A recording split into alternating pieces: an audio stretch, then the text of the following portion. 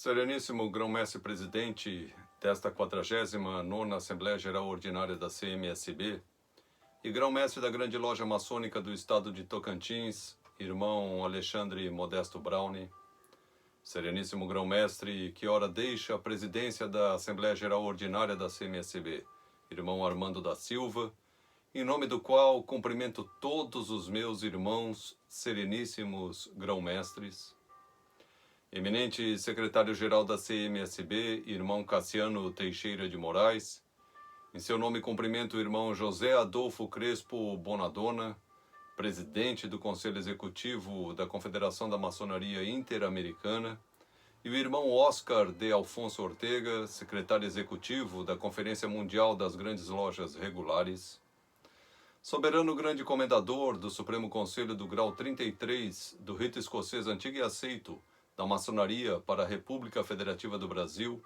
irmão Jorge Luiz de Andrade Lins, eminente ex-grão-mestre da Grande Loja de Santa Catarina, irmão João Eduardo Noal Berbiger, em nome do qual saúdo todos os eminentes ex-grão-mestres, verdadeiros pilares desta magna confederação, grande mestre nacional do Supremo Conselho de Molay Brasil, irmão Edgley Lívio Bezerra da Silva, eminente grão-mestre adjunto da Grande Loja Maçônica do Estado do Tocantins, irmão Wellington Brasileiro, em seu nome saúdo todos os irmãos que ocupam cargos na alta administração das suas respectivas grandes lojas, meus irmãos, cunhadas, sobrinhas e sobrinhos, senhoras e senhores que nos assistem, o nosso muito boa noite.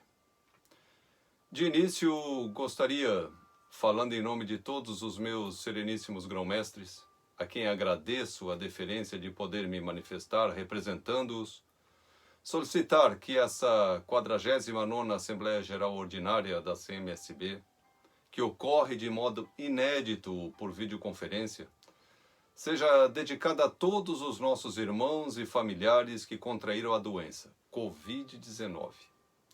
A esses e às demais pessoas afetadas, a nossa mais ampla solidariedade e o respeito e profundos sentimentos aos familiares daqueles que partiram para o Oriente Eterno.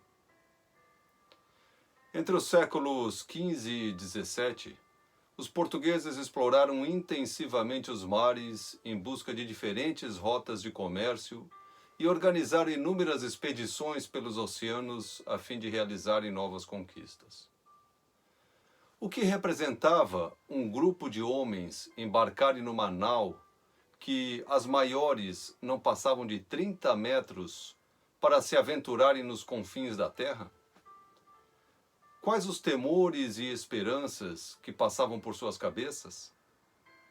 Qual certeza imaginavam um dia poder retornar à sua terra natal e reencontrar aqueles que tanto amavam, suas esposas, seus filhos, seus familiares? Mas eles eram intrépidos. Em 1492, localizaram a América Central. Em 1498, descobriram o caminho marítimo para as Índias.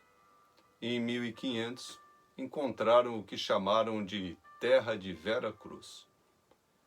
Ao aqui chegarem, não tardou para, embasados no contexto de uma política mercantilista, desenvolverem um processo de ocupação do território brasileiro, desbravando e colonizando novos rincões, encontrando diversas tribos indígenas com suas peculiares culturas, dentre as quais os índios Xingus e Tchucarramães, que se localizavam nas margens do rio Tucanatim, Bico de Tucano, como era chamado no Tupi antigo, o rio que corta as terras de sul a norte e que dá o nome do mais novel estado do nosso país, Tucanatim, Tocantins.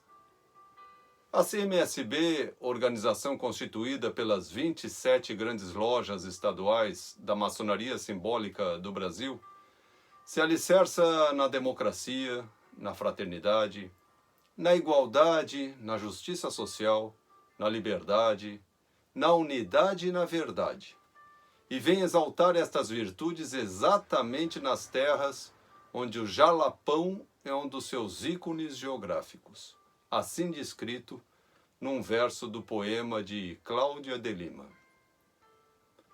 Jalapão. Há um lugar longínquo, onde o sol, no mês de agosto, em realeza posto, cintila qual única joia em dunas que o vento apoia. Um lugar no coração de meu país, em simplicidade ensina a ser feliz, onde o verdadeiro contentamento nasce a todo momento.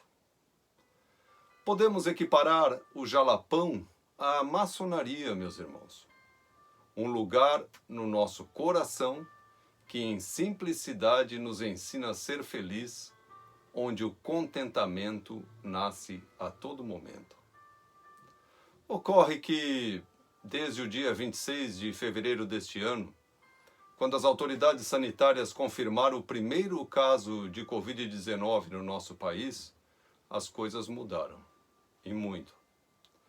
Nestes tempos de exceção pelo qual estamos passando, em que, apesar das centenas de quilômetros distantes, mas com nossos corações tão próximos quanto os nossos objetivos, de uma maneira toda especial nos encontramos agora, graças à tecnologia desenvolvida pela privilegiada mente humana para deliberar sobre o futuro da maçonaria no nosso país, imputando-lhe as mais avultadas concepções através dos conteúdos e debates que se sucederão, no afã de aquilatar ainda mais valor a esta que é a mais bela instituição que o homem teve a capacidade de criar.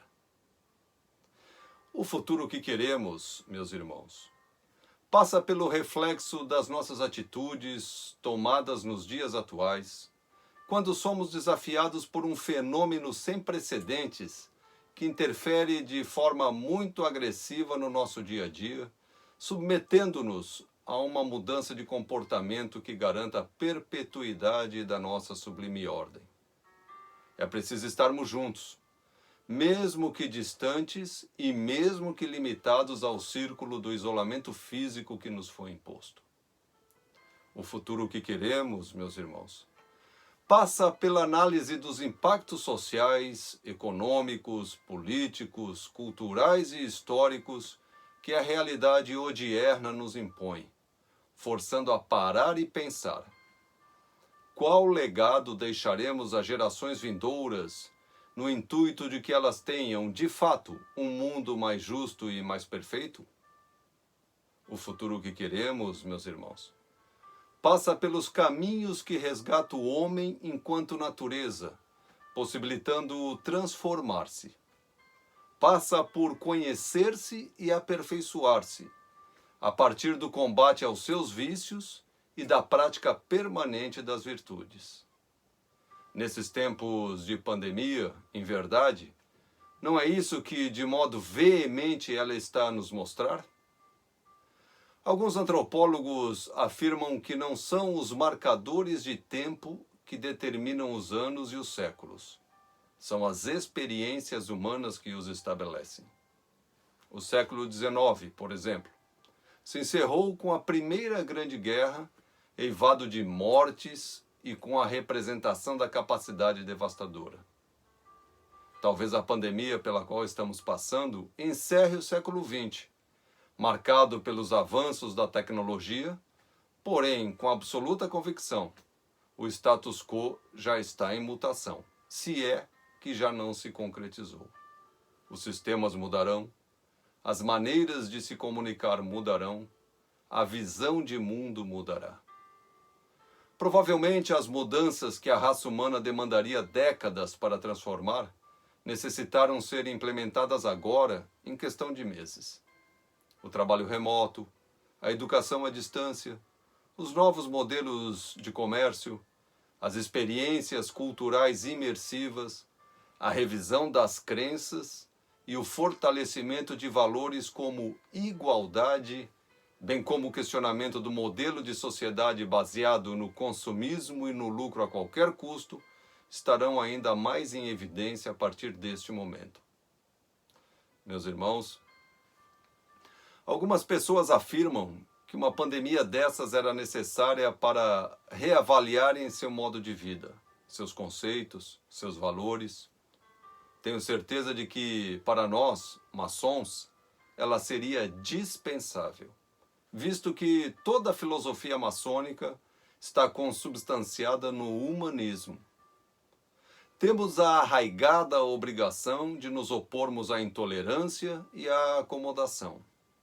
A indolência não possui espaço na nossa ordem, sob pena de infringir dois outros princípios igualmente havidos como baluartes: a fraternidade e a solidariedade.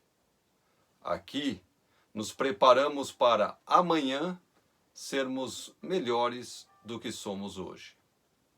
Vivemos uma crise. Crise significa mudança. Então, vamos mudar.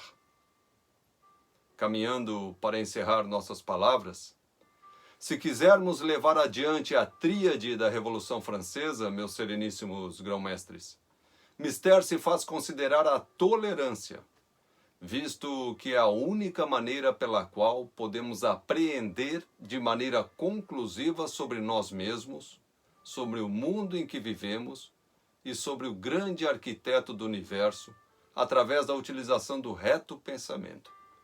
E se este reto pensamento, não for suficiente para alcançarmos esta verdade final, então devemos ratificar a tolerância em nosso modo de viver, justificando o pronome de tratamento que é incumbido aos nossos cargos, sereníssimo. Pois não há razão de se combater os que pensam ou formulam suas concepções de modo diverso do nosso.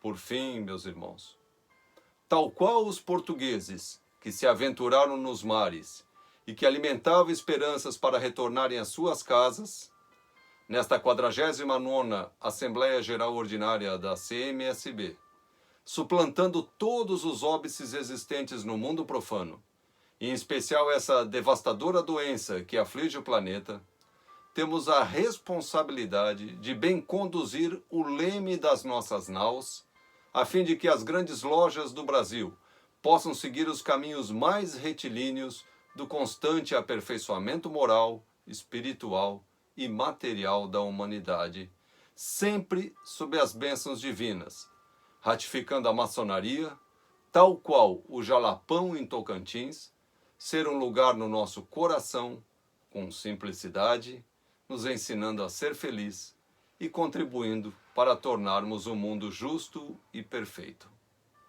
Que o grande arquiteto do universo a todos abençoe e proteja.